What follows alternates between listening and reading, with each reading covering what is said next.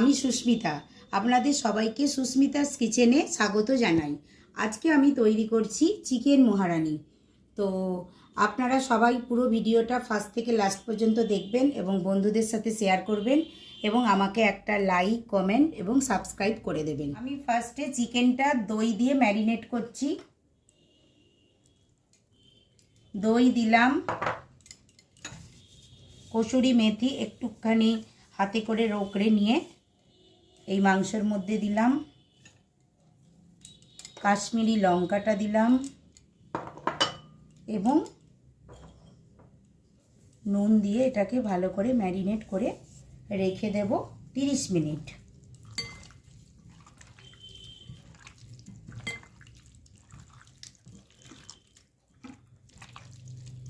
এরকম করে আপনারাও 30 মিনিট ম্যারিনেট করে রেখে দেবেন।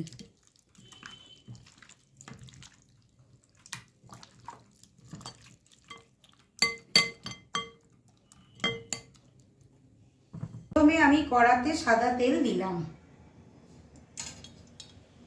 4-5 চামচের মতো সাদা তেল দিলাম। তেলটা একটু গরম করে নিলাম ভালো করে।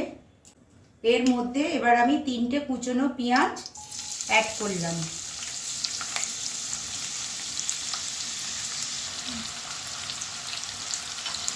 এবার আমি গোটা গরম মশলা দিয়ে দিলাম।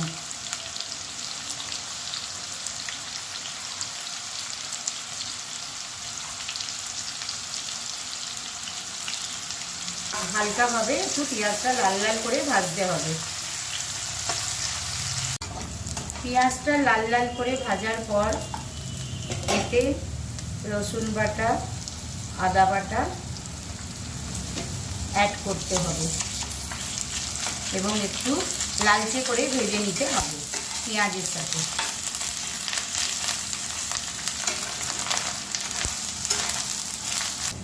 এবার এতে ম্যারিনেট করা মাংসটা দিয়ে দিতে হবে।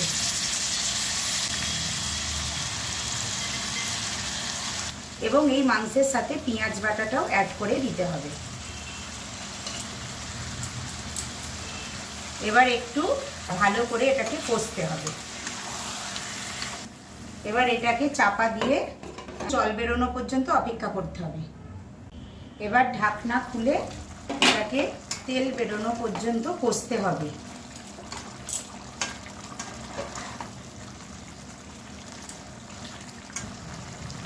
কসুরি মেথিটা একটু হাতে ম্যাশড করে এতে দিয়ে দিতে হবে। কাঁচা লঙ্কা বাটা দিতে হবে যাতে একটু ঝাল ঝাল হয় এবং কাজু বাদাম বাটা এতে দিতে হবে।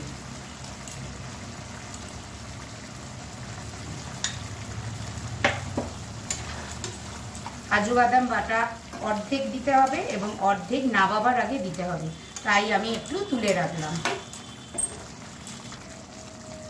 এবং এটা আবার চাপা দিয়ে দিলাম। এবার আমি ঢাকনাটা খুলে নিচ্ছি। দেখুন কিভাবে তেল ছাড়া শুরু হয়ে গেছে, কি সুন্দর দেখতে লাগছে এবং তেল পুরো রিলিজ করে গেছে। এবার আমি 1 চামচের মতো বাটার এতে অ্যাড করলাম যাতে আরেকটু সুস্বাদু হয়। আপনারাও এরকম বাটার অ্যাড করবেন, তাহলেই এটা একদম রেডি হয়ে গেল। এবার আমি এটা 5 মিনিটের জন্য চাপা দিয়ে রাখলাম এবং এরপরে আমি এটাকে নামিয়ে নেব। চিকেন মহারানির করার পর, নামানোর পর এই লুকটা, ফাইনাল লুকটা এসেছে, আপনারা দেখুন।